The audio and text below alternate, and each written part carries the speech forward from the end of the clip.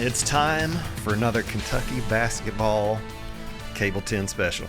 Been waiting for this moment for a while. Yeah, we've been talking about it. So we were going to, we kind of did a dissection of the end of last year, of the last season. Some might call them a post-mortem. Yeah.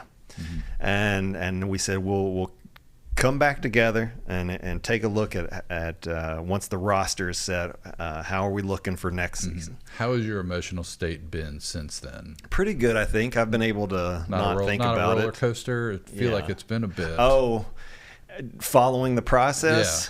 Yeah, a little bit. Not as much as some people. Like I was on the message board. Like I had the paid, private message boards thing. So there's some people in there that they're not happy. I mean, they've got no control over their emotions. It's just woo. You wonder how they get through the day. Like if the wind shifts. Gosh, it's bad. Like it's really just so much joy in reading those posts. Like in the Momchilovich recruitment, they had the main thread on that one. I think in 3 or 4 days had it was over 100 pages and 4,000 posts, comments. Yeah. But let's talk about kind of how we got here. Yeah. And the strategy of what brought us to what we ended up with, and was it strategy versus, did you miss guys or did you decide not to have guys? First of all, you have got zero. I think this is the big point. There's zero high school recruits. Well, until okay. Mason Williams that you got along with an assistant coach. But basically, zero high school recruits for this season. Except for the son of the coach and the brother of the player. Right. Those are the two freshmen you have. Yeah. But for all intents and purposes. I think that's fair. Is that the only time you can remember that ever happening? It is, right? I mean, because... ever? Yeah. I don't know. That you didn't bring in any freshmen? Okay. I mean, the Tubby had a couple lean years.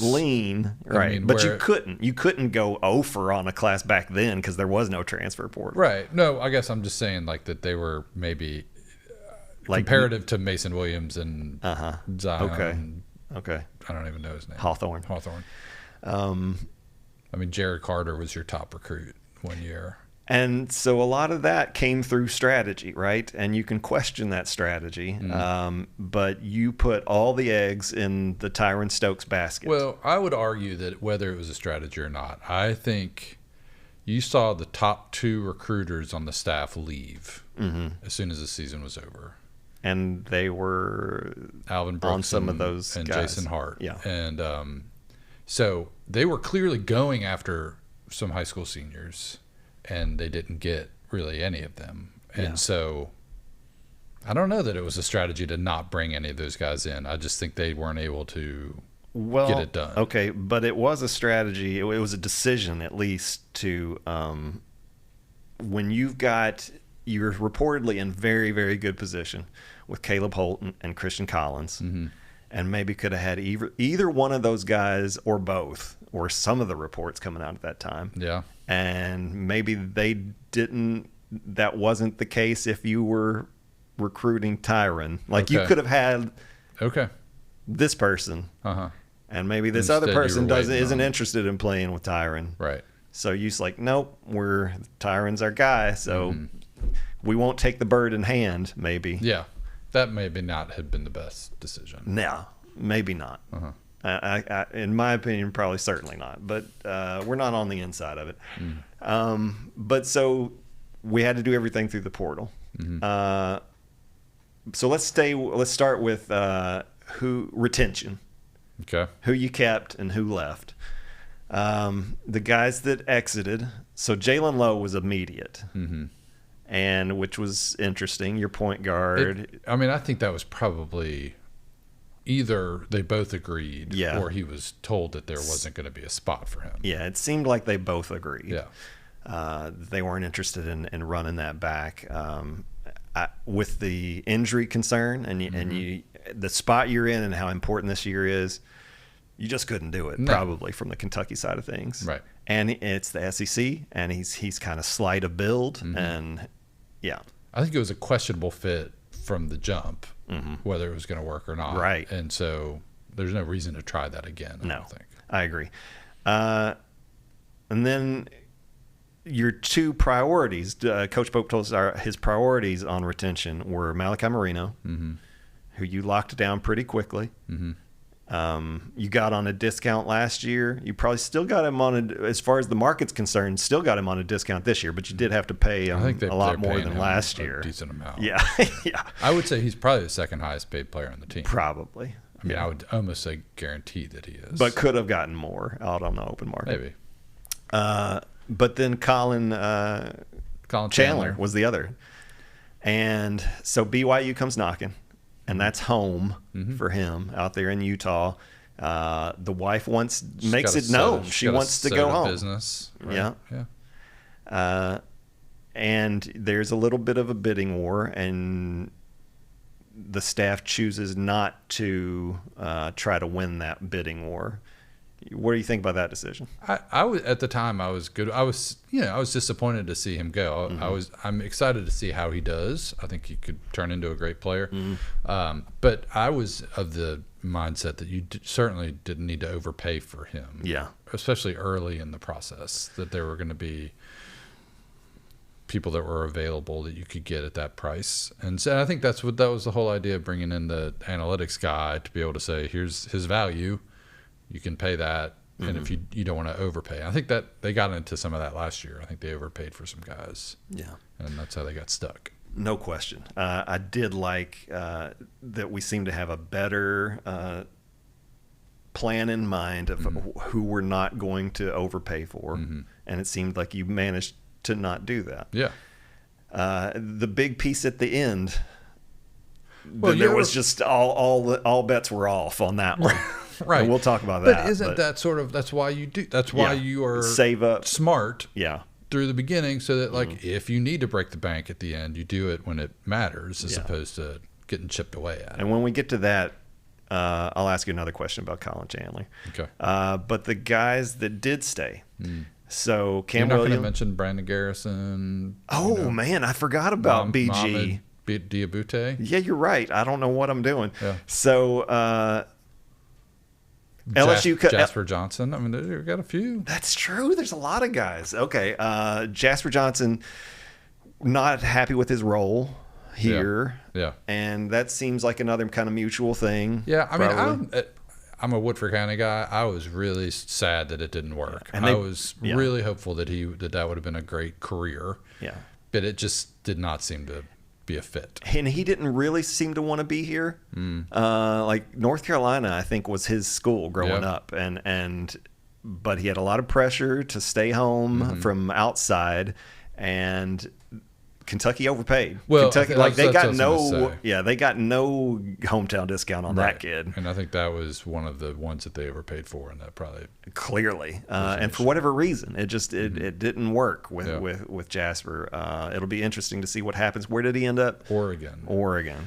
I mean, I could see him in a league that maybe isn't quite so athletic and physical that he could, excel. Yeah. Right. And to be fair, he was forced into having to play point guard in the SEC, which, he wasn't really. And he had some flashy moments that were like, woo, look at that. Early on. Half against Tennessee where he scored 10 or 12 points. But the SEC was rough. And then, so Mo Diabate goes to LSU. They pull out the checkbook, and I think, again, that's probably one where the coaching staff is like, maybe this didn't work. We need something else. I think of all the guys that left besides Chandler, that maybe Diabate would have been the guy that they would have been willing to keep. At a maybe not at a discount, probably maybe at a discount. Maybe, you know what I mean? And be like, oh, he can be a sixth man, seventh man for his motor, for his rebounding, his defense. He gave you a lot of toughness. But you don't want him to be your second or third best player. Like, that's not. And then Brandon Garrison. The Brandon Garrison experiment was, I think it was just like pretty much everybody knew what was going to happen there. I mean, I'm excited. He went to Alabama. Yes. I mean, I could see him having some great games. because he can run the floor, he can guard all the positions. I mean, he'll have some highlights, for sure, next year. And but again, I don't know that you want him as your starting 4-man. Yeah, it's so Jekyll and Hyde with Brandon. Yeah. That you just get some games where it's great, and then others, you need enough other talent that you don't need him to, you can weather those. Okay, so you retain Trent Noah. But here's our guy. So here's the splits, which I was surprised on the year 1 and year 2. 3-point percentage is the same, exactly the same. You thought that it was lower in year 2? I did. It felt lower. Yeah, his overall field goal percentage was better in his first year by quite a margin. Yeah, from 2. But I thought the 3 was going to be a lot better. Right. We need this kid to shoot the way that we all thought he could. Mm-hmm. Yeah, and I mean he had some good stretches. You know, I mean there were a handful of games where you're like, ooh. Yeah, you know, he's got some fight. He comes up with some rebounds. Right. Yeah, I mean he's a pretty physical kid at 6'5". I think he got knocked. He got a knock early on in the season, and that kind of derailed for most of the year. It seemed like. Yeah, I think he went. I mean, they talked about an injury. Was it the Louisville game? Yeah, and that may have been a lingering thing. But Pope can always use shooters, and when it's in the gym, in the practice gym, like unreal numbers and Josh Carrier level numbers. Right, and we've seen that before, especially from guys that are from Kentucky, and we need to translate into games. I do think, and I mean not to get too far down the road on the current team, but I do think that the makeup of the team this year might play better into his style. I think you will get more open 3-point looks. Yeah. You got some guys that can get into the lane. You've got some more shooters. Yeah. So I'm hopeful that he can maybe take a step this year. Hopefully some more kickouts, right? Right. Cam Williams, excited about Cam, was really starting to come into his own at the beginning of the year. I mean, at the end in the SEC season, before he got injured, gives you some of that length. So one of the things that seemed like, everybody's doing positional size. Right, going for and it seems like we're a lot bigger across the board, longer. So 6'8", if Cam's playing the 2 or the 3. I mean, I think you could see. I love Cam Williams. I mean, he's a Louisiana guy. He's a Tulane guy. I mean, that's pure to my heart. But you could see him at the 2 with Moncilovich and and McBride or Hawthorne and Marino, and like that is a super long athletic team that can still shoot. Yeah, that could be fun to watch. Some of the lineups are intriguing, and and we'll talk about. And it you later. saw flashes. I mean, Cam was like when he got hurt, he was. I mean, you could argue that he was your best player. Yeah, like offensive, like defensively too. Yeah, yeah. So. Excited about Cam. Braden Hawthorne is unknown because he didn't play all year. You've had reports come out that he looks amazing at times in practice. You know, he's thin, and so we're working on that. He's had probably a year of eating at the K-Layer, getting some quarter pounders in. Yeah, you the name Tayshaun Prince gets invoked by Goose Givens at times, but then also at the end of when the season was over last year, there was some video of him and a couple other guys, Yelovich, getting defeated by students in a pickup game at the Seton Center, and so that's not, we don't know what we're going to get with Braden Hawthorne, and then Reese Potter. What's your 7-footer who can shoot a little bit? Will he see the floor? I mean, he's your third string big man. But behind, Frank Kepning, who we'll get to, and Malachi. And I think that's good. You have a third if somebody gets injured, you might you get some injury or you get some foul trouble. I mean, I think that's a nice thing to have in your back pocket. Yeah, he's not a stiff. He'll get a lot of DNPs, but there may be some times where he gets some run. All right, let's talk about new faces. Okay. And how this went. So I think we attacked point guard first. We brought Zoom Diallo in.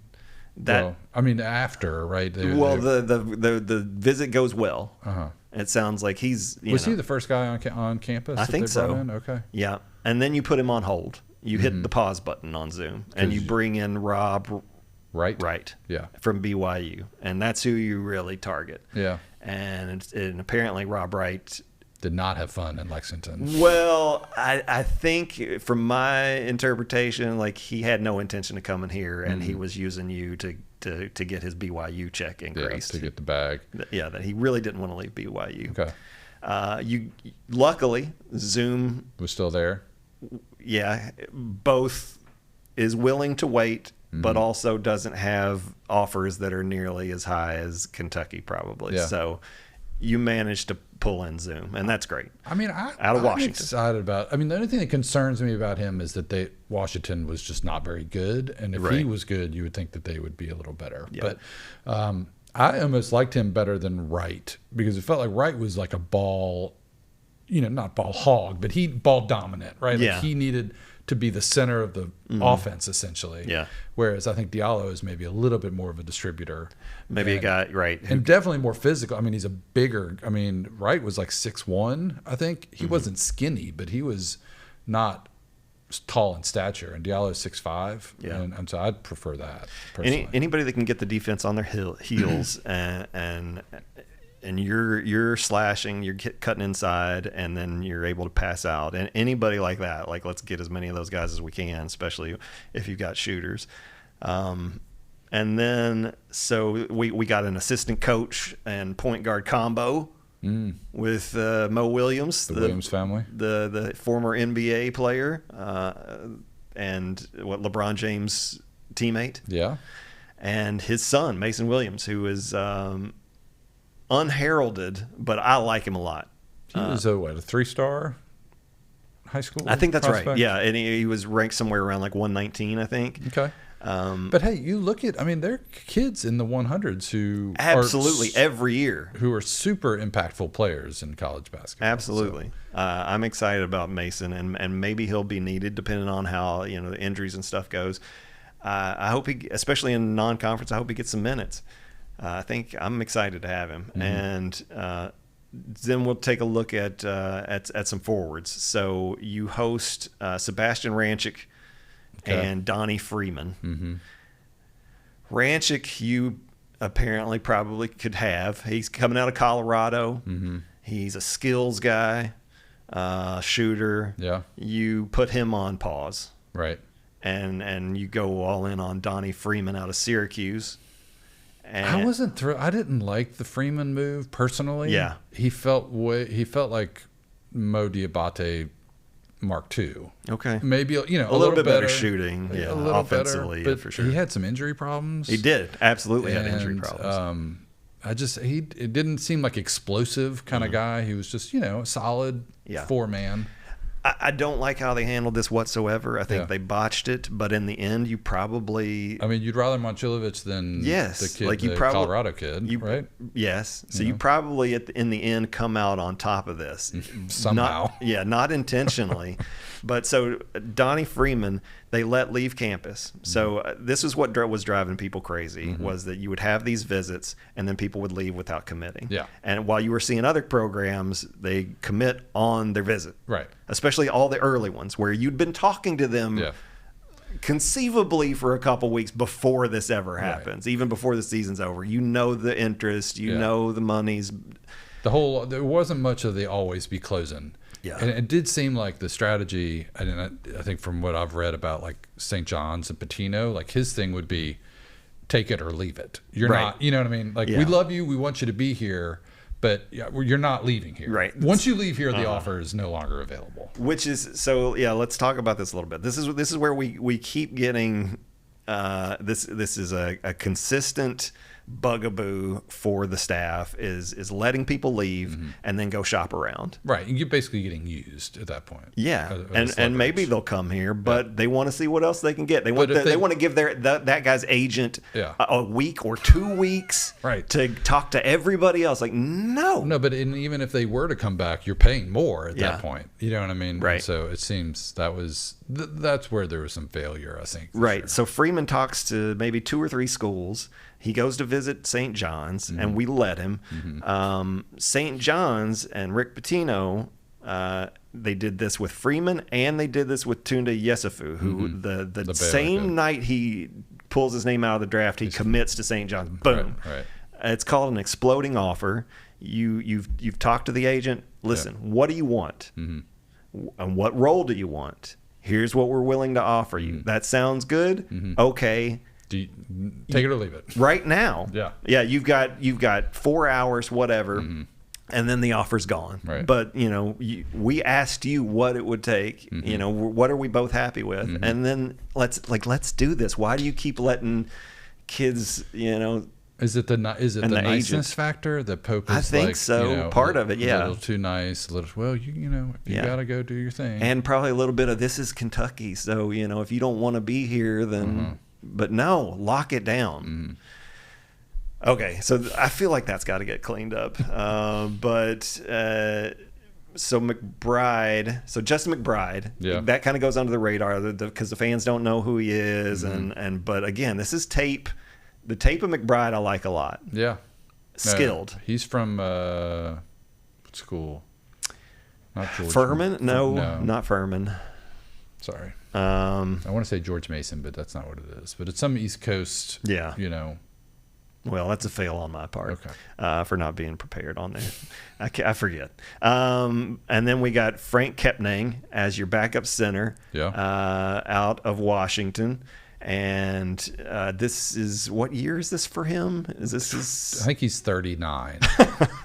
It was really surprising that because he came out and he had to appeal for it, but it seemed like the school because Washington had done this. Washington did all the footwork to get him cleared and eligible, so they knew that he was going to get that extra year going in. He does look like an old dude.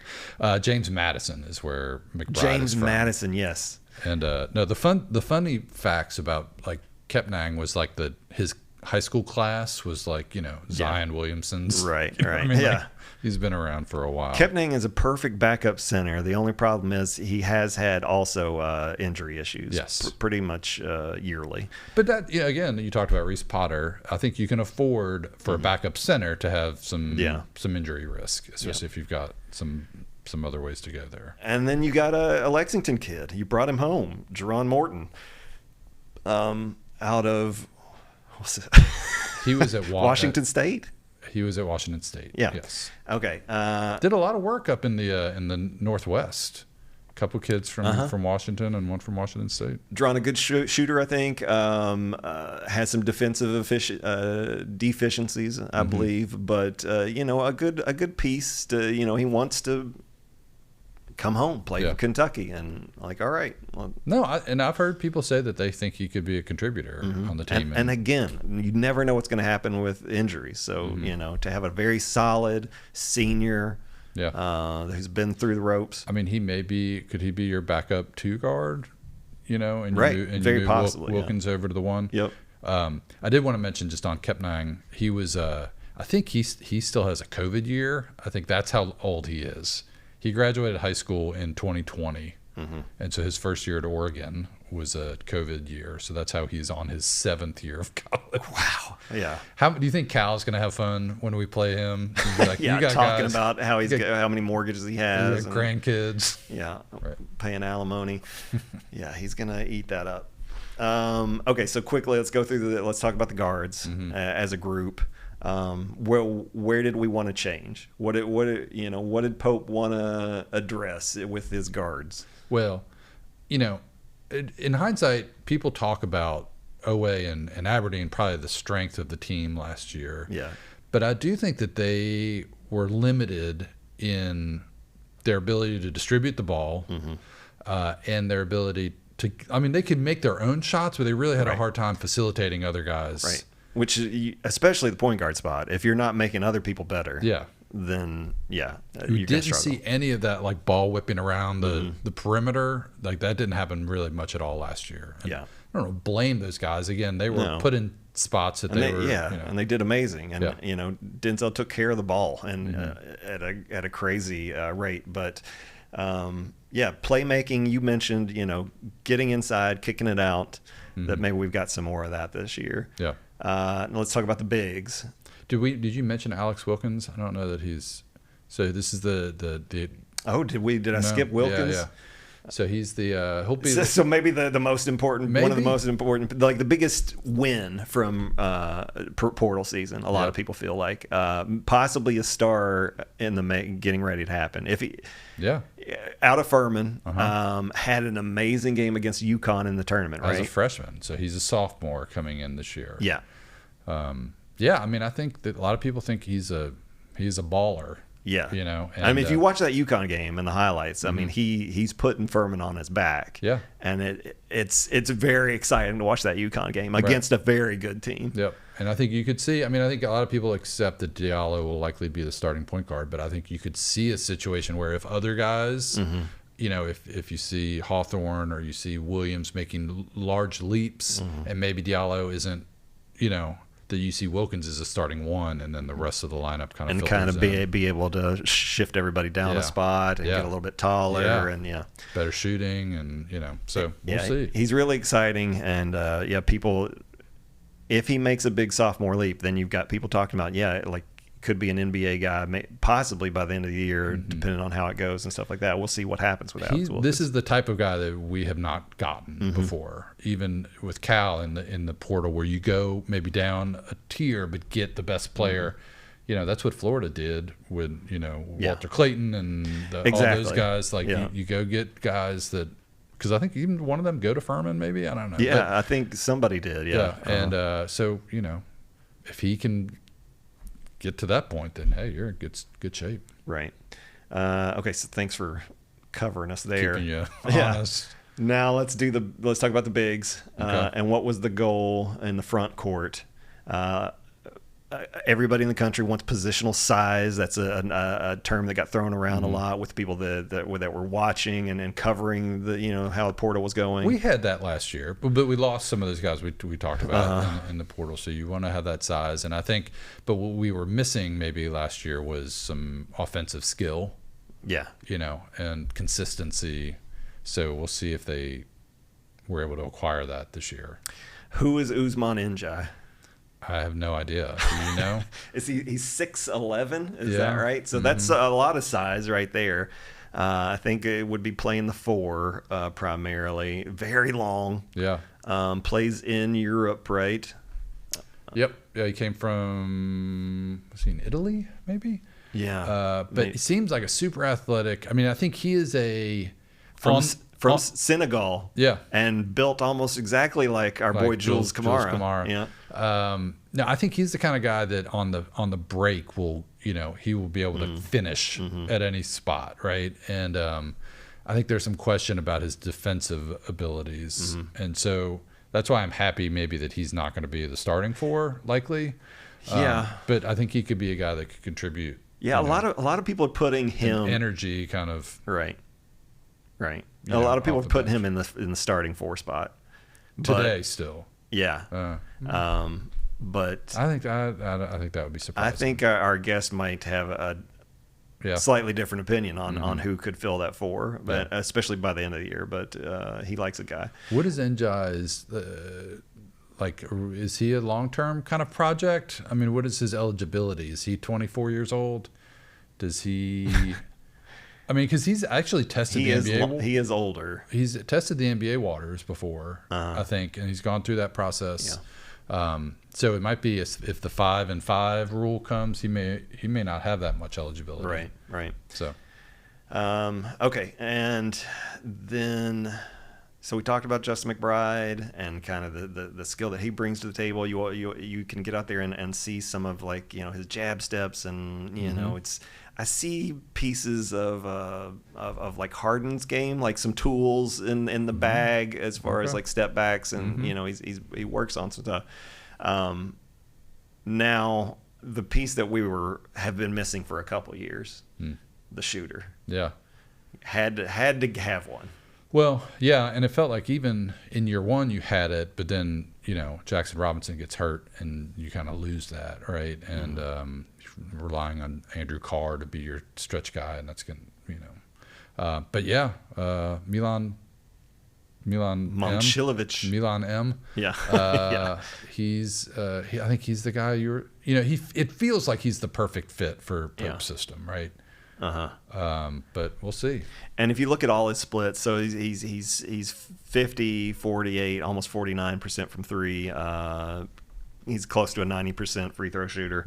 And not just that, but on all the different, when you get into like advanced analytics on his threes, so catch and shoot like is sky high, but also off the dribble, all the different versions of threes are all right at high 40s%. Yeah. And so like that's one thing that Colin Chandler didn't give you. His 3-point percentage increased every year in college. He was at 34 as a freshman, 40 as a sophomore, and 49 as a junior. So he's going to shoot about 60% next year.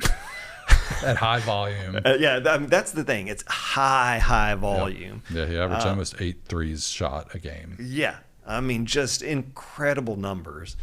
And it's just a weapon that... And I will say the one thing that it does seem like he is unafraid to shoot. Yes. And that's... Thank you. Right, because that has been a thing that's been missing. It has been. Even, Jackson, and last year Colin, Chandler, they would get Trent Noah. And Trent Noah, like I don't know. I'm not feeling it. And it's like this guy has no conscience. No problem with confidence. He's going to put it up. Let me ask you this. Is there any part of you, so reportedly you're talking about, I mean, some people said as much as like $8 million for Momcilovic. Let's say 6 or 6.5. That's another number that I've seen. And I would surely it's closer to that. Yeah. Surely. Right. If Colin was at, let's say 3, like if his ask was 4, I think that was the thing, and I think that was the numbers that were going around. I think. Is there any part of you that would rather have Colin Chandler at a discount, who shot a high percentage, on catch and shoot, not the other variations? Is Colin Chandler 6'11"? No, he's not. No, I don't think. Yeah, I think I would do this every day. Okay. I mean, Chandler brings certainly a little different things. I mean, I think he can probably handle the ball a little better. But he didn't get to the basket a lot, even though he's very athletic. He is. But there's some confidence things, but maybe he gets that figured out. I think they worked out. Yeah. And maybe they couldn't have done this deal if they kept Chandler. You know what I mean? You spend $4 million on Colin Chandler, you don't have 8, 4, or 6 for Milan. Right. So that sets the table of where we're at and who we've got. I think now's the perfect time to bring in somebody that actually knows what they're talking about. We just read numbers off the screen. Somebody who knows ball. Let's welcome in Joey Thacker, the coach. How you doing, I'm doing all right. You guys doing all right? Yeah. It's good to have you. We can sit up here and spin our wheels, but it's nice to know somebody that actually coached the game, and so we thought we'd pick your brain a little bit. Sure. So if for anybody who doesn't know, Joey, how many regional championships did you win? I think 7. At Franklin County, a legendary coach in Frankfort. All timer. What was your last season? How many years have you been? This is my first year out this past season. Oh, really? So I gave it up in 25. Okay. Yeah. I went to Boyle County, and there was a big giant picture of the one girls team that went to the Sweet 16. Yeah. And it was like, it's a big deal. They were legends. And I mean, this man's, it's like Coach Norman Dale kind of stuff. Right. This man's trophy case is so full, it's like there's no room in it anymore. But Coach, let's see. Let's talk about this team. Let me start with this. So, year one of Coach Pope, he kind of took, he's got a couple weeks to put the team together. He grabbed the best available guys, in my view, to do what he did at BYU. And without injuries, if Lamont Butler doesn't go down, to me, it was maybe an Elite Eight quality team, depending on Jackson how. Robinson was Right. maybe your best player, Right. and I he got forgot about hurt that. with a month left in the season. Yeah, like they were very good, and I loved Butler. Like he was just a solid leader. So I can easily see that team getting to an Elite Eight, and depending on how things shake out, maybe a little bit more. But so maybe there's a couple things that bother him though, like not being able to touch Alabama in the season. Maybe he doesn't like exactly how the SEC goes, so he pivots to more physicality, more defense. And we saw kind of how that worked out. Again, he had injury problems, but maybe looked a little lost at times. So let me ask you this. Year 3, looking at this roster that we just went through, what do you think he walked away from year 2 saying, this is what we need? Well, I've always thought that you win and lose basketball games in 2 areas in this modern day era, and that is you have to score in the lane and you have to score behind the arc. And I don't know that he had a bunch of kids last year that could create their own situation in the lane, with the exception of Oweh. I think he's gone out and got some people that can get there off the bounce, and now that he has signed some guys that can actually shoot, which was a big worry until about 72 hours ago. Right, yeah. I think, that when you're dribbling the ball from the top and you're trying to create your own shot, you're almost trying to create a second help, not just the first help from the defense. Three-pointers shooters love when somebody can create the second help, because that means they've got time to read a book. That's when before you they get shoot somebody it. wide open. Right, Yeah. So I think he's got some guys that can do that. I think the kid out of Washington, the Diallo kid, is very strong. He's not going to get knocked around in there. I think Chandler would get banged around a little bit in there when he couldn't jump over somebody. I don't know if he was strong enough. So I think that was one of the priorities. And I also think the other priority is team speed. I think he's got some guys that could be on the track team. And I don't know if he's had that at UK yet. So cautiously optimistic at this point. Yeah, a different look for sure. So let me see. Well, do you like the construction? Do you think the pieces fit together? I do. When you're designing a team, you have to have somebody that obviously can play the point. I think they have multiple options there. You have to have a knockdown shooter. I think they have that. You have to have somebody that can guard the other team's best player. I think Cam Williams can do that.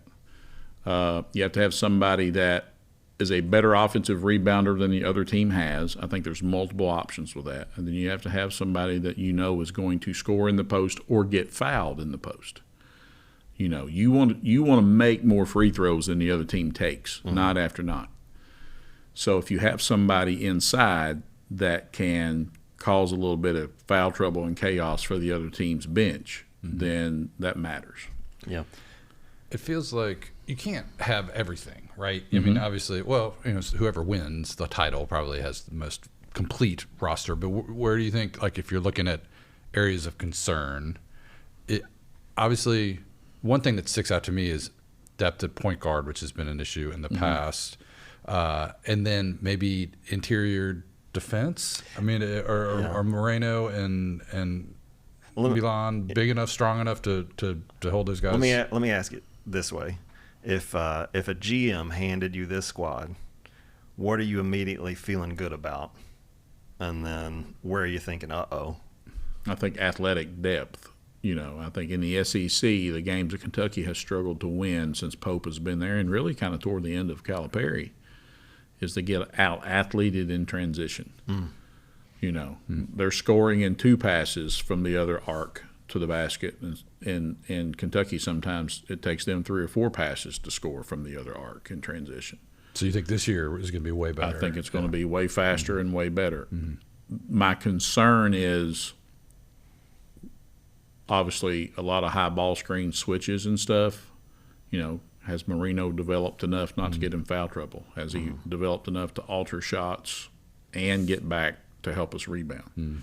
If you get switched out in a certain way, which Tennessee and Auburn and LSU and all these people do very, very well, You're depending on your guards to rebound because we had to hedge real high on a ball screen from the wing, so our 7-footers on the 3-point line. Mm-hmm. So that concerns me. And I don't know if they've ever really truly had a defensive philosophy yet under Pope. Mm-hmm. Are we hedging ball screens or are we blitzing them? Let's make our mind up and let's do it every night. Do you think so? Momcilovic, you hit on it briefly about finally finding the shooter. Mm-hmm. Is he so much of an important piece that, was he with him it works and without him you're in real trouble? Was it that important of an ad? I think so, because I don't know a lot about the kid coming from overseas. Mm-hmm. I know he's athletic, but can you run him off 2 different types of screens and him pull up from 23 feet and make a shot in this environment? And we can say what we want to say, but playing in Rupp Arena not only can intimidate the other team, but it can also intimidate kids that only play there for 1 year. Do they ever get comfortable enough only playing 15 games in that arena? Yeah, and then the numbers on Milan are just astronomical. They're crazy shooting numbers. Mm-hmm. I think he hit more threes than Kobe Barea and Ansley Almanor put together, and did it on 20-something less attempts, which is it's just wild numbers. So clearly, I mean, you love hitting threes, right? But doesn't that just do so much more to the rest of, as far as spacing, spreading the defense out and being able to then drive and do more the rest of the court? It also allows for people that are very good offensive rebounders to have more of a running go, I guess. Like if we're playing tag and you've got to come get me and box me out in a 15-foot area versus a 5-foot area, right? It's harder. So we would always tell our post people, we're never leaving unless somebody makes us do something different. We always want 1 foot in the lane when the shot goes up, because it helps us against kids that are athletic. Now, if we can't do that, somebody that's really athletic, like the kid that's coming from overseas, or even Wilkins as a bigger guard, he's very athletic, he can go get offensive rebounds. So it just creates more opportunities. So if you're guessing how they want to play, judging by the roster, you mentioned transition. We've been waiting for a transition team since 99. Right, I agree with that. Yeah. Do you think this will look a little bit more like his Zoom action stuff and kind of a return to that? I think so. I think they took their time trying to find these kids this year. And he's hired a bunch of analytical guys, which, who knows if that's going to work yet. Do you think, but they talk about him like they missed a lot, right? But how much of that do you think might have been, maybe this isn't the right guy, right? And he talked about that. They bring people on campus and then it's like, this isn't the fit or personality-wise, or do you think there was some of that this year? Like that they, looked and then we're like, man, maybe not. I do, but I also think the whole system's broken. Okay? Right. I mean, we've played against kids because – there's not a lot of value unless you have a lot of street cred with college coaches in the high school game anymore, because AAU has taken over everything. Okay, well, there's a lot of kids that play very, very well in AAU that can't guard money with a gun. Okay, so what we find out is once we get into the SEC and the 3-man that's playing the small forward role for somebody like Alabama could actually play outside linebacker at Kentucky. Right. That's not happening in these AAU tournaments. It's more of an offensive showcase. Sure. So I think you get those kids on campus and then you start playing pickup and everything's fine. But then when you start playing your actual schedule and somebody has 60 films on that kid from the 2 years he played prior elsewhere, there's a lot of tendencies. Yeah. So Momcilovic is super important. You need him on the floor as much as you can have him, right? But I've seen a lot of naysayers as far as his deficiencies. So last year he's on Iowa State, and you've got elite defenders on that team that can cover up for maybe some of his where he lacks. So it seems like he wants to play the 3. How do you protect him? There's a lot of speed at the wing, right? But if you put him at the 4, his rebounding numbers are pretty low. So if it's you, where are you putting him? Where do you think they'll get the most out I of don't him? know that he can guard an SEC 3, but I also think if Marino gets stronger, bigger, stronger, quicker, I think he could play some 4 and switch out on some 4-5 stuff because a lot of these guys that play, and I think Kentucky's problems in the NCAA tournament the last 2 years has a lot to do with seeding because they haven't done so well in the SEC play. Right, sure. So, but a lot of those guys that are playing the post at Auburn or playing the post at Tennessee, they're not track athletes. Okay, so he can find those kids a little easier than maybe he could find a kid that is playing at Kansas. Stuff like that. So, I think it's a little too early to tell, but I also think the most athletic kid in the SEC is normally the 3. So how they decide to mix and match that with some, smoke and mirrors maybe. Right. Do you play some matchup zone to hide him? I don't know. Because if he's at the 4, maybe you can play Cam at the 3, and then you've got your 2 best shooters on the floor at the same time. Right. There's a lot of interesting pieces that, and hopefully he can land on it faster than he did last year, where, because the farther you go into the year experimenting, right, and trying to find lineups. If it's you, who's your starting 5? Zoom and Wilkins, are they guaranteed? Zoom and Wilkins are pretty guaranteed. Right now I would have to say Williams, and then, how do you say his name? Milan Momcilovic at the 4, and then Marino at the 5. And I also think you can't get in this habit of trying to play too many kids because you're paying too many kids. Basketball, the greatest basketball teams I ever had, we had 7 or 8 players. Yeah. If I was playing 10, 11 kids, which we got to do some nights because of margin of victory, but if I was playing 10 or 11 kids most nights, is it like having 2 quarterbacks? You really don't have one. Yeah. So but those 5, and then I think Wilkins can slide over and play the 1 some if you sub in. I like the McBride kid. I always watch where kids release the ball when they shoot, and the ball's not against the heel of his hand when he shoots. Yeah. So I feel like he'll make some shots, and I think he's physical enough. I think he's probably 6 or 7 in your rotation, and I'm anxious to see about Hawthorne. Because I've heard some Tayshaun Prince comparisons. Right. I hope that's not like me teaching aerobics or something. I hope that as far as comparisons go. But, I hear great things from people that are around the program about him, so I'm really anxious to see. So let me ask a question on that angle. So it's hard to rank or predict success, I think, with this team with so many unknowns. Hawthorne, like you said, Zoom and Alex together, how are they going to work? Alex Wilkins, is he going to make a big sophomore leap? How does Njai, convert from European to right, college? Exactly. And what's Malachi going to do? Is he get a little more aggressive? Is he in the weight room? So let's talk about that. If this team looks like a top 10 squad at the end of the year, or Elite 8 worthy, Final 4 worthy, what went right? What was the variable that played out in the best possible scenario to make this team the best version that it could possibly be? I think Harvey touched on it a second ago. Number one, you got to be healthy. Yeah. The grind, the attrition of the SEC is brutal now that you've added Texas and Oklahoma. So, when we talk about RPI and all this other stuff, we also need to be talking about, Blue Cross Blue Shield sometimes too, because they just beat the crap out of each other. But I think the biggest thing that should hopefully go right for this team is they consistently play at a pace that wears the other team down.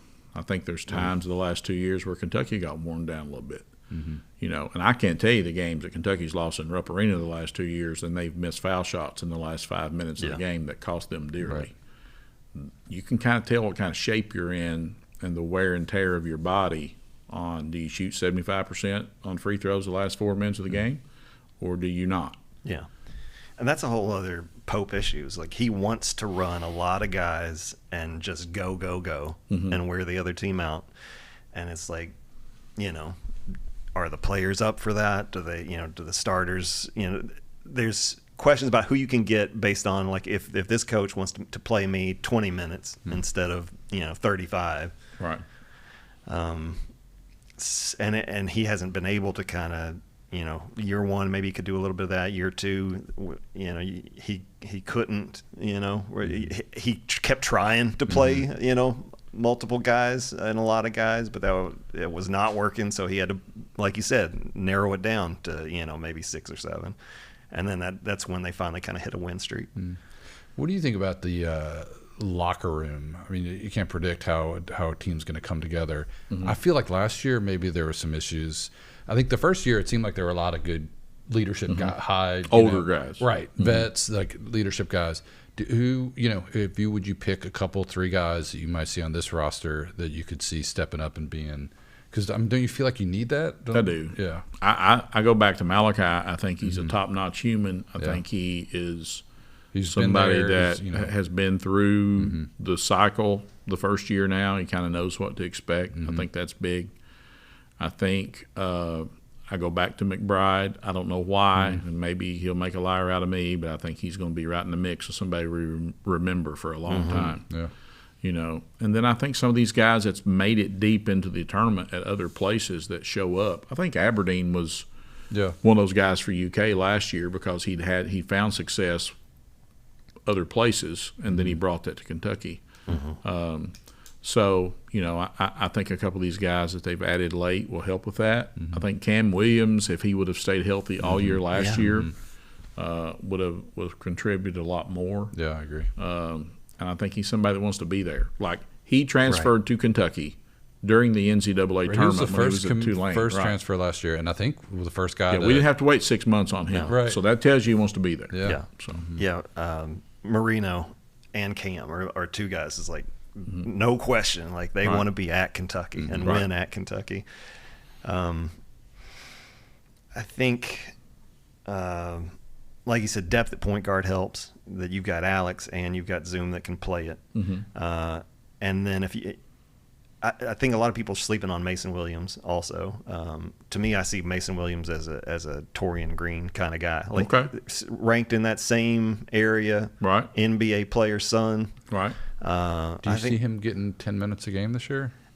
I don't know. Yeah. Like if he's playing a lot of guys, maybe. Right. But I wouldn't be surprised if he gets minutes. Like people are just casting him off like he'll get none. But I like that pickup, and like I've crushed some tape. Yeah. And like I like that kid. Like he's tough, and he reminds me a lot of Torian. How do you manage? And I don't know if you ever had to do this as a coach, where your backup point guard is your starting 2 guard. Yeah. I mean, is that right? It feels like you've really got to manage substitution patterns and stuff to make sure that they're on the court together at the same time, but also that they're not allowed to foul the first 4 minutes of the game. I've told kids that, like, if you foul the first 4 minutes, you're running extra sprints. It's tough, but at the same time, I think it allows for some continuity with that second group when they come in, if it's an entire group. And with Pope, sometimes it is. He usually subs 2 or 3 at a time, unless foul trouble dictates otherwise. Yeah, let's maybe curb that a little bit. Yeah. But it worked in Cal's first year, right? I mean, Bledsoe was the 2 guard, but he was also the backup point guard. And, it worked. Well, I mean, look, it in the end, you've got to play the best 5 players, and how you get to that point, you've got to figure that out. Yeah. And the kids normally figure that out a lot for you. Coach, you spent your career coaching the ladies. How do you feel? What's your opinion on Kenny Brooks? Is he as good as I think he is? I think he's a little throwback in terms of the style of play and the players that he recruits and things like that. I think I've been to their practices, met him a couple times. He's pretty authentic in terms of what he wants in the program. And I think more than anything else, they play a certain style that stresses the other team defensively.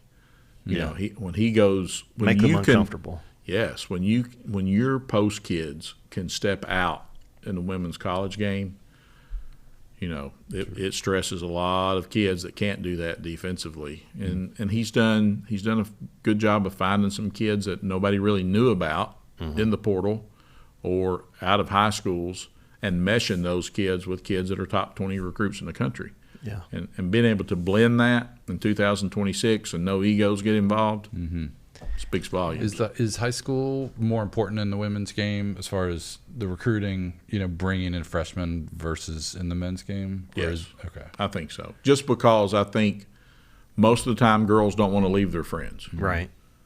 Okay. They're and more if likely to they stay made some somewhere. connections, it's They just seem to have their They're head on their shoulders and their feet nailed down. I you think know? that's probably true. Yeah. well, they're actually trying to do it the way you teach them instead of how they did see it on ESPN clips. Right. It goes a long way. Maybe there's not as much crazy money floating around where, XYZ teams come out of nowhere and just like, you have to go because Right. yeah. Yeah.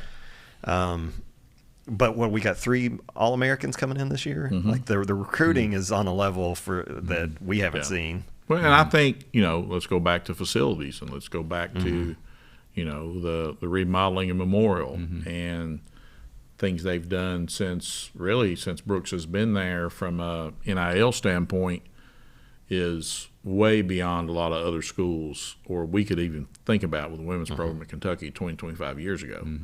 I think there's some emphasis on it. I think there's a lot of people coming to the games and, the girls will tell you that they would much rather play where it doesn't, sound like a funeral home in there. Right, sure. And Makes there's a a lot of difference. UK women's teams over the years that the PA announcer would speak and like it would echo 4 or 5 different times after he spoke because there's nobody in the arena. Right. So, Harvey, got anything else? Well, I was going to back to the freshman thing. I think especially this year we had questions about Pope closing the deal, whether that was justified or not. He brings Moreno back, and Williams, so he got some guys to come back. He landed a big fish in the portal, but people still say, well, maybe he can't go get that top 10, freshman. Is that a concern, or do you think in today's game it's maybe not as important as it was in the past? I don't think it's as important, but it is a deep concern. You still need to get some. And I don't know, a lot of times, and it seems like he's trying to position some pieces of the puzzle around him from a staff perspective to get some guys that may be able to haul some of these kids in, Because you kind of fall behind, right? If you're not, Yes. If you're not getting it done one year, it actually ripples into the Right. years after. Because it's not like you're just talking to these kids for 6 months. Right. And a lot of these kids, like, how many kids do you see from a Nike AAU program go to an Adidas school? So a lot of these kids, when they're 15 years old, they're marked on a certain path. So these connections and handlers, so to speak for them. I don't think Pope's well connected in that regard. Yeah. I think he's got to find some people that are. And I think he's made a couple moves to try to put himself in that position. Right. I think it's yet to be determined. Yeah. I mean, I think the hope was Mo Williams and maybe Jamal Crawford would be the other Yes. piece to that. Still some scuttlebutt there. Yeah. So. Out of some guys that have maybe the most room between ceiling and floor, like who knows what we're going to get. So let's give you Hawthorne, Trent Noah, Malachi, and Alex Wilkins. If one of those 4 had just a year that you didn't even expect, that it just is like comes out of nowhere, like whoa, like this is better than we could imagine, which one of those would be the most important for the team? Like I if think one probably of Hawthorne. I think Malachi, just by natural progression, will play better. I think he'll be stronger. I think he knows what to expect. But Hawthorne is a kid that can be a matchup issue for other teams. as Tayshawn was. Tayshawn was, and it helps your depth. You're not as concerned about foul trouble, and it's a kid that more than anything else, he has lived, breathed, wanted Kentucky basketball from the time he was 8 years old. Right. Sure. And there's always been one of those on the great teams. Yeah. There doesn't have to be 10, but there needs to be a couple. Yeah. So I'm just anxious because I don't know really anything about what he'll do in live action till we see it for the first time. Yeah. And when you get punched in the face, right? You don't Well, know. right. Coach, thank you for being here. Is it still okay to call you Coach? That's fine. Yeah, sure. I think that's a lifetime title. To me, it is. I hear people say you shouldn't call, but to me, I mean, it's just respect. Right. But yeah, a lot of fun, and hopefully you'll come back and do this with us again sometime. Absolutely. Had a great time. Yep. Thank you. So that was fun. Yeah. Oh my gosh, he knows a lot more than I do. I mean, just even if you said the same things, it just sounds so much better than coming out of his mouth. Were for there some words reason. that he talked about, like that he said, you're like, I don't know what that means? I don't think so. Yeah, but so let's wrap this thing up. Okay. And it was dicey for a while, like you talked about the temperature of the fan base, and you stumbled into, you get lucky in that Milan Momcilovic is available. Yeah. You still had to close the deal. Do you think he was I mean, obviously, if you're smart, you're looking at all the options at the beginning of the offseason. Is he on the board from day one? I think so. As man, if we can get, you know what I mean? And he's going to go through this process, but there's a chance that he's not, and then we can. Right. But if you get Tyron Stokes, which you were never going to get him ever, if you did, then that's off right. the board. But the fact that he didn't come here, that allows the funds to be available and the role to be available more. Would you trade Momcilovic for Stokes today? Knowing the personality and some of the off the court issues, 100%. No, but I mean, like if you. Today, I would keep. I'm saying I would keep Milan. Yeah, you would not trade him today to get Stokes. Absolutely not, under any circumstances. Any question. Yeah. I didn't really. I mean, Stokes is a super talented kid. Yeah. But I was always skeptical. Yeah, and he could easily have an amazing year at Kansas. Yeah. I don't doubt that a little bit. I'm not saying Momcilovic is a better player, not by any means. But for a fit for this coach and this program, no question. This was what you needed. Yeah. Okay, so even though it was dicey getting there, we're here. It didn't. Let's see. So, with that being said, I guess I feel like some luck was involved, and the decision making, I'm still not sold on. Is Pope the guy for Kentucky? Because it seems like you really went all in on some things that just, to me, the whole time seemed like that's not a good decision. Right. But anyway, so what do you need to see? What results do you need to see for the season to be clearly defined as a success next year? Now, because we kind of did this before, but now we see what we're working with. Yeah. Well, I mean, I think you have to be competitive in the SEC. I think Florida is the best team in the country, likely. So winning the SEC is that's a tall ask. Yeah. But I think being competitive, top four, and I mean Tennessee is really good. Texas is going to be really good this year. Tennessee might have done the best job in the portal of anybody. Yeah. So I don't think saying top four is like a piece of cake, right? But so I think competing for that spot, getting the double bye, being in the conversation, I think that gets you into the top 12 in the country probably. So I would say being in that space, getting a top 3 seed in the tournament, certainly no worse than 4.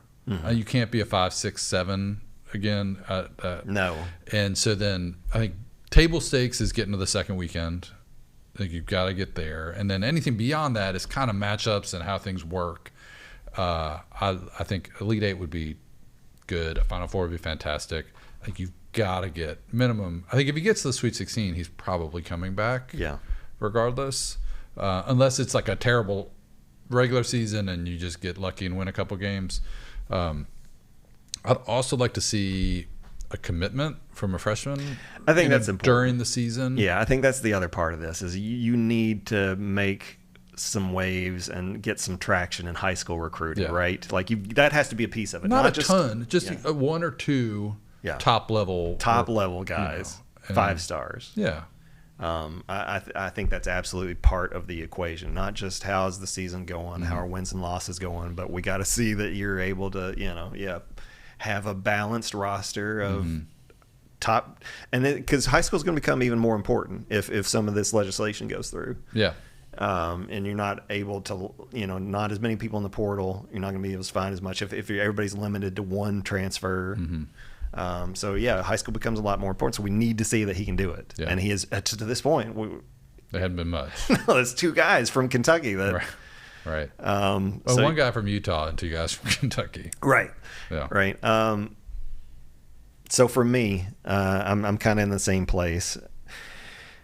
I don't really as much care what happens in the tournament. Like it's important, and like you can't go out in the first round, and you Sweet 16 is probably where you need to be, like without people losing their minds. But I'm more concerned about how do you look in the regular season, either being like a top 10 team all year long, and like that's a good team clearly, and getting a 1 or a 2 seed, or you're at least a clearly top 10 team by the end of the year. I'm okay with that too. Building up to so that. Maybe you don't get maybe you're a 3 seed then, or something like that. 3, 4 concerns. Well, obviously, I think you probably do. But we saw Pope at his previous stops, and then not as much in year 1, but certainly last year with these wide swings of like, great wins, right, and not get boat raced too many times.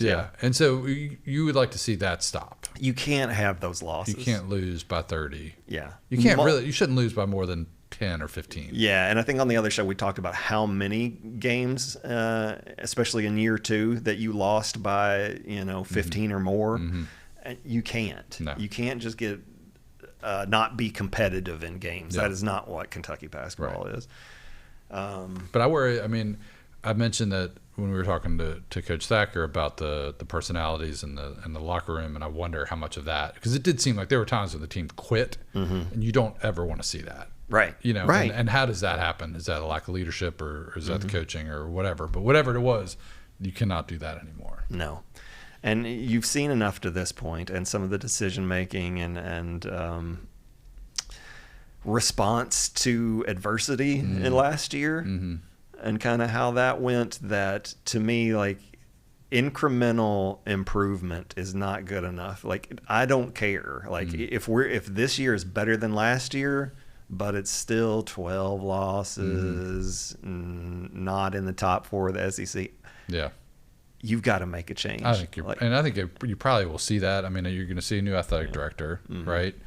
And then that was probably, I don't think there was much chance that Pope would have been let go this year, but certainly with Barnhart on the way out, there's no way he was making that change. After a year or 2, and so I think you need to see. I think you can't have double-digit regular season losses. Yeah, not after year 3. Being on the right trajectory is not good enough to me. I'm not. Right. I can't accept that. Like, oh look, no. Do we know where they are in spending? I know last year everybody talked about they spent 22. They had the Cadillac or whatever. Right. But then it seemed like this year, table stakes was $20 million for a roster. They said what? At least 10 teams spent $20 million or more. And I don't know that we are there. You say the 2 big. Maybe the front Milan pushed you over it. Maybe. Close. The front court's at 12. Yeah. The rest of the guys are probably 1 to 3. The starters. So maybe not. Maybe you kept it under 20 or right there. Yeah, right at 20. Let's say. So you're certainly not number 1. Yeah. Because Louisville spent way more than you did. Texas, I'm sure Florida did to bring all those guys back. I think Duke. Maybe it's not coming out of their pocket, but the amount of money that goes to Duke's roster is insane, and what they do every year, and the fact that you double up on positions, like the amount of guys they have, and they're willing to come knowing they might not play. Right. The amount of money just must be insane, and I think last year, I think this year, I would be shocked if they're not 30-ish million. Yeah. I just don't know if that's sustainable in the long term, and maybe the new legislation will change that. But it'll be interesting to see if they can. So we talked about what, and there's a lot of reason to be optimistic about what this year could be. There's so many variables, you don't know how they're going to go. Again, like Coach said, Braden Hawthorne is a huge. if he comes on and by the time you get to SEC, he's, if he's anything like Nate Ament impact or he's bringing a Tayshaun, like that matchup, the difficult matchup, what you present to other teams, like for old heads like us that can remember, like that's all anybody talked about before every game is Tayshaun. Like, right. how are they going to guard him? How do you guard him? Do you put the smaller guy that can keep in front of him, or you go with the big guy, but he's going around him and he's just going to shoot over the smaller guy? It's a great thing to have. But does Alex become a superstar? Lots of variables. Yep. So based on what we said needs to happen for Pope to continue, to keep the Pope train rolling, is it going to happen? If you got to take a guess with this roster. I'm going to say yes. All right. I think that I think part of it is the makeup of the team. I keep going back to that. I do feel like the personalities are in a better place than they were last year. I think mostly they're kids that want to be here, that bought into what Pope is selling. And it's not just who paid the most, right? Which maybe it was last year more. And so I think he can get it together. I think he can coach offense, and I think he's got tools to do that this year. Yeah. And maybe you get back to where you're top 10 offensive efficiency, and if you can keep it in the less than 30 or better on defense, then I think you have a chance to be competitive. I can see that. I can definitely imagine that. It doesn't do you any favors of how good the SEC is and how, because Tennessee's going to be great, like you said, and Florida is unreal what he managed to do. What that so-and-so. He's not going to be there for very long, I don't think. I hope not. Yeah. I really do. He'll be in the NBA. But maybe even this year. I mean, because that's, yeah. Right? Yeah, so you can easily imagine 4 losses there. I mean, Pope's not shown any ability to come close to challenging Alabama, so maybe that's 6 losses.